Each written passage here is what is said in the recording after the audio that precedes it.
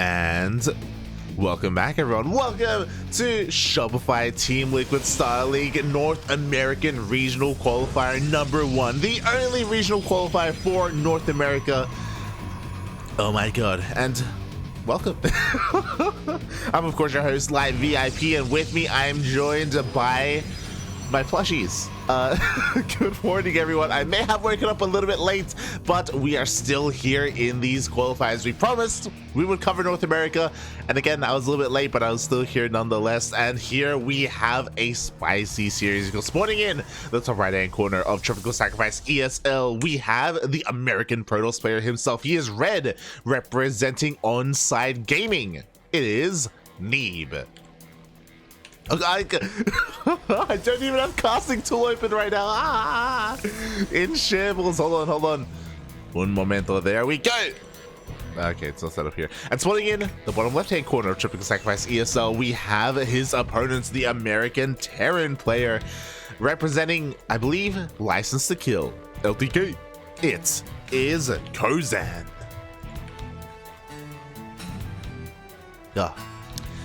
Casting tool will be set up for the for the next game. I believe this is a fresh series. I quickly set something up here. Mouse and keyboard. There we go. Beautiful. And I apologize for the rocky start, but again, I may have just woken up. I may have made the mistake of staying up until like 2-3 a.m. last night, despite knowing that I did have to wake up and cast at 8 a.m. So that was maybe my bad. We have a lot of casting to do this weekend, and my body was not ready, but now I am here. It's okay. I also want to give a bit of a shout out as well to the other language streams, or the other streamers, period. I believe Rotterdam is streaming, Steadfast, Biomorph, and Zombie Grove as well. So plenty of English streams going on right now. Plenty of games are being covered as well. I believe all the other active games do have their own respective casters.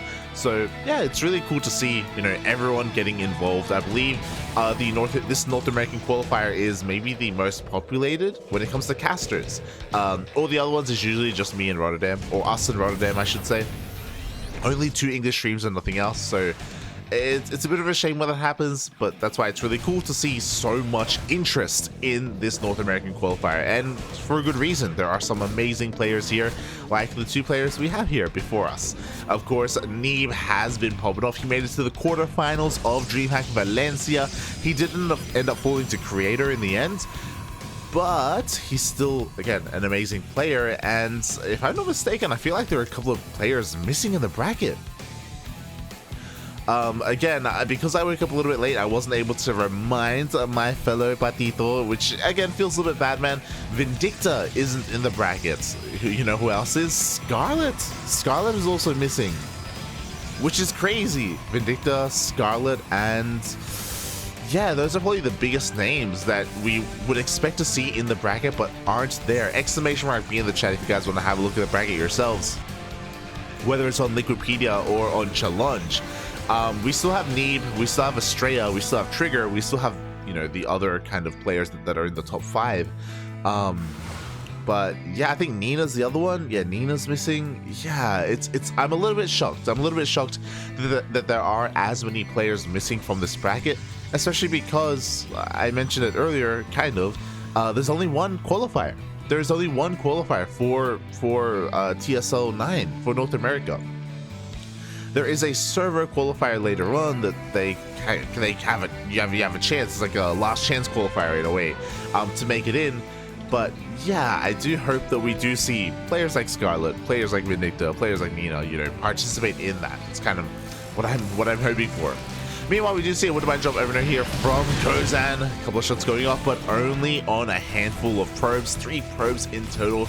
Nothing amazing. Meanwhile, behind this, Neeb did open up with the Twilight Council, did open up with Blink. With this, he's going to get that map control, and he's going straight into a Robotics Bay. He's going straight into Colossi, I imagine. So a very different style from Neeb, just because recently the kind of swarm toss mass gateway style has been rising in popularity, you know, going for Blink Stalkers, going for early 1-1 upgrades, and going for charge, and amassing gateways. Meanwhile, Neeb going more for a more kind of traditional route, relying a lot more on those high-techy robo units instead. Honestly, it makes plenty of sense. Meanwhile, Neeb, he has confirmed the production. He knows about the 3 racks follow-up to the 1-1-1. Knows that, again, it's going to be very biocentric, that the third CC is going to be delayed, and the Blink Stalkers get into the main base. Yo, can they deny Stim? Almost 1 or 2 volleys away. He instead decides to trade with the army. Stim is nowhere near being done, so he can do this. And just like that, he picks off, what, 6, 7, 8 Marines? Jesus Christ. That's a lot of Marines. That's a lot of value here already for these Blink Stalkers. Sure, they may not have gotten Blink, but sorry, they may not have gotten Stim, I should say, but they did get a lot of Marines, which means that the follow-up push, the follow-up drop is going to be that much weaker. Speaking of drop, we do see a Raven dropping some auto turrets here in the main base, but there's a shield battery, so the auto turret isn't going to be doing too much. Neeb can honestly ignore this for the most part. 1 probe may fall, but only 1 probe, so Neeb can focus on his harassment across the map instead. Elsewhere, we do see just continued worker production. We only have 1 robo producing right now, so he doesn't really have the economies to sustain double robo, not yet. But his first gloss is already coming out. Extended thermal lens is on the way. Here is that gateway explosion that we are used to. And once again, we see a blink into the main. Yo, can he get... Okay. I was like, can he actually get Stim? He does get the tech lab a couple of seconds too late, though. Stim did thankfully finish, but workers are falling left and right. They're being pulled towards the natural base. Why? Well, because Kozan went for a drop. A couple of reinforcements are coming on in, and he's going to try and maintain control of his natural base. Again, he's hedging all of his bets on this drop across the map. The gateways aren't done yet, but here come the Colossi. The first one is looking a little bit exposed, but there isn't enough bio here to really take a full advantage of that. Kozan is forced up, out, and the hell out of the main base of Neeb. Again, his defenses are looking pretty solid. His aggression as well was very impressive earlier. Kozan is still on 2 bases. He is working on his 3rd, thankfully. But we'll see if he can actually... we can see if he can actually get his 3rd base up and running. That's kind of the big question here for us. As I quickly try and set up some TL. I think the other interesting thing as well is that for Kozan, or for some of these other semi-pro or less known North American players, it's possible that this may be some of their first times actually participating in this, in these maps, I should say specifically. They aren't available on the map on the ladder yet, so you have to rely on customs instead. So I wonder if the LTK boys were practicing together at that. It'd be pretty cool if they were. That's what I should say, but here we go. The army of Neeb is chasing that of Kozan. Kozan caught out a little bit. It was kind of interesting. It wasn't even like a full drop. He did have like a harassing force towards the south, but he got caught out by Neeb, and we do see that he's pushing all the way across the map. A couple of wooden shots are going to go off. Decent connections on these zealots, but the Colossi are here, and again, I just feel like the force itself of Kozan just isn't large enough to really contend with that of Neeb. A lot of his forces are across the map for a drop, and the drop gets cleaned up. GG gets called, and Neeb will take game number 1. Oof. GG.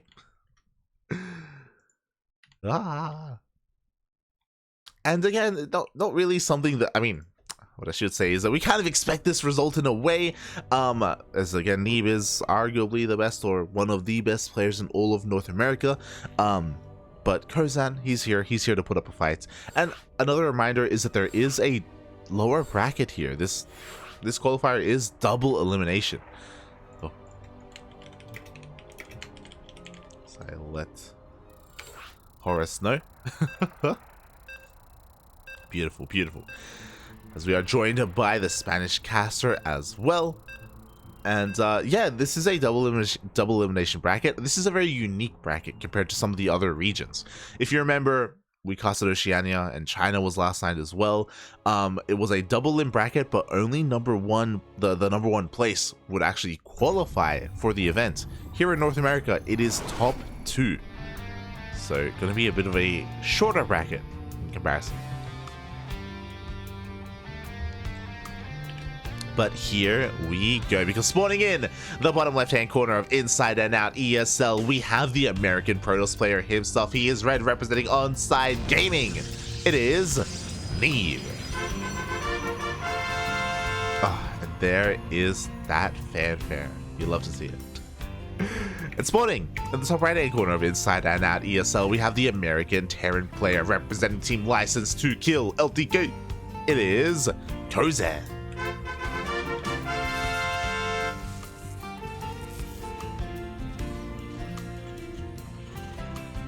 Oh boy. So far, so good. You know, nothing crazy going on. There's no proxies out on the map. Inside and Out is one of the more standard maps in the map pool. Quote unquote standard. I think something that we've over time recognized is that you can kind of split this map up horizontally if we do end up in that late game scenario. I don't know if that we will though. Outside of that, there aren't too many other features. I guess the ramp is something to write home about, but I feel like Protoss players in general, or players in general, have gone pretty quick, have been really quick to adapt and actually learn how to ramp on this map. How to wall on this ramp. Oh my, look, I'm still waking up. I totally didn't just get out of bed and roll onto the chair and turn on the stream and suddenly I'm here. Who needs breakfast? Who needs food? Shaking my head. Yeah, we do see both players.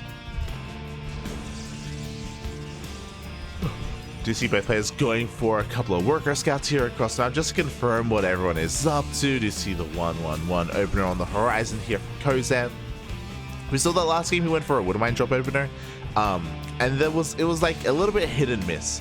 Obviously the ideal kind of result from the Wouldn't Mind opener is to deal damage and also scout your opponent, but because he went for it, it did kind of delay the rest of his bio upgrades. It delayed stim, it delayed combat shields, and Neeb could really abuse that. I have to wonder if Kozan is going to try and do something similar again. Specifically, I mean, if he's going to go for a Wouldn't Mind job, or if he's going to try and divert his path a little bit more instead. Already going for a Hellion. Oh. So with these Reapers and with these handful of Hellions that are going to be coming out, Kozan's going to have the opportunity to be a little bit more aggressive. And before that happens, the Adept is coming across the map, trying to delay the CC on the low ground. The role of these Reapers and Hellions are to try and keep this CC alive. And Neeb diverging paths a little bit here, going for a Stargate opener instead of a Twilight Council. Already Kozan diving on this Adept, and it looks like he will get the Adept, barely keeping his first Reaper alive as well. Nicely handled, he can go across the map. And Neeb is a little bit in the dark. Honestly, Neeb, for all he knows, it's a one-base build. Like, he didn't get eyes on the CC. As we see Kozan diving across the map, it looks like he wants to try and get on top of the second Adept as well. Oh, the Hellion sustaining a lot of damage, and the Hellion will go down. Not before the second Adept also falls, and hey, how good is the target fire? A probe does end up, getting picked off before the Reaper gets surrounded. Not bad damage, right? 2 Adepts and a probe. It's okay. Problem is that Kozan wasn't able to get into the main base. More importantly, he wasn't able to scout the fact that we do have an Oracle opening.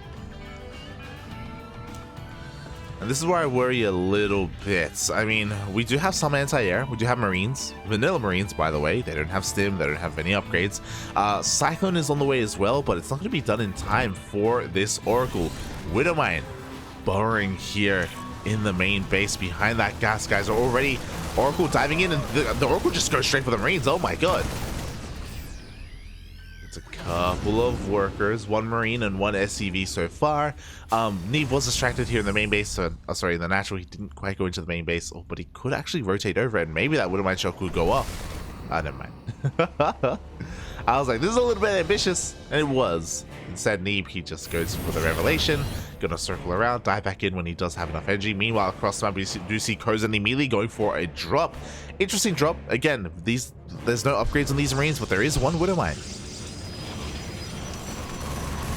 The Wouldn't Mind immediately gets picked up, though. Boys are being pulled as well. We don't have that many gateway units, and Neeb is aware of that, but it's okay. He can afford to lose a couple of probes as he cleans everything up, even shuts down the medevac. Oof. I want to say well worth it here for Neeb, because Neeb, he's got a 3rd base behind this. He's still ahead in the workers. He could afford to lose probes. Papi, it's all good. He hasn't lost much else outside of that. Sure, a couple of Adepts earlier, but not the biggest of deals, as the Phoenixes now have that map control. And yeah, they can get some damage here across the map. Oh my god, no, the Raven! No! That's so unfortunate. He gets the Raven. He's gonna get the Cyclone as well. These Phoenixes are absolutely disgusting. Oh, thank God. In the end, they do not get that Cyclone, who was able to barely stay alive, and Neeb loses a Phoenix as a result. Was that worth losing the Raven? No. But it's something, at least, for Kozan. You know, at least he is able to fight back a little bit, and it is a little bit costly for Neeb. As the Phoenix production continues, we do have our Gateway Explosion on the way here for Neeb as well, to get into his charges, to get into his Blink Stalkers. I say Blink Stalkers actually avoided Blink entirely, just going for Phoenix Chargeless instead. I don't mind this at all, for the fact that Neeb is going for a bit of a different composition. It can work really well. It can struggle sometimes against mass mine styles, but that's not what we're seeing at the moment. We do see a reactor on that factory though, so we should be seeing Widow Mines being produced soon, TM, instead of tanks. And I do think this can do well for itself, but unfortunately Kozan is stuck at home. Because he lost his medevac, because he lost his Raven, a lot of his harassment opportunities aren't really available anymore, and because that Neeb is free to saturate his third, he's free to even expand and take a fourth if he wanted to. Kozan is sneaking out, and this isn't quite caught by Neeb. Oh, the Phoenixes are waiting outside the base, but they do not see this, and there's some potential here for Kozan. Meanwhile, the Phoenixes dip on in, they get a free Marine, they're going to get a full scout of the main base as well, just confirming the production, trying to catch any kind of medevacs coming out as well. Oh my god, even a Widow Mine. Meanwhile, across the map, the army does engage with the main army of Neeb, who's already waiting here with his charge lots, has another warp in. There is no way in. Oh, Kozan has to turn around. Charge lots are pretty good, especially with +1. Kozan doesn't want to throw away his army. He's going to meet up with his medevacs instead. Thankfully, they weren't caught by those Phoenixes. He's okay. He's okay for the time being. He has one Widow Mine, but is one Widow Mine really going to be enough? He's already going to be hiding away from these charges, but they're getting on top of the army. Immediately, the Phoenixes taking down, shutting down the Cyclones, the medevacs as well, even the Marauders. Ooh. And Kozan, he's just struggling to retreat. Decent Widow Mine connections here once again on the Zealots, with the Phoenixes still reign supreme. The medevacs are being focused down one after the other, not like this. And the repairs on the bunker is going to keep it alive a little bit longer, but it just was not going to be enough. GG gets called, and Neeb will take game number 2. And move on in this bracket. GG. Again, Kozan could put up a good fight, but again, Neeb, it did feel like he was in control for the majority of that game. Both games, to be honest, like Kozan, his opener just didn't really do what it needed to, obviously, right? Whether it was the Widow Mine drop in game number 1, or even here going for the Widow Mine Marine drop in game number 2. The Ravens as well, right? Like Neeb in his early game was so clean, and because his early game was so clean, like he could just get away and run away with a strong economy. It was very impressive to see from Neeb. Very, yeah, impressive, I think is the word I'm going to use. But we'll see if he can keep on going here, as he already has an opponent ready and waiting. It's going to be Neeb going up against Asuna, a bit of another PvP going on. You'd love to see it.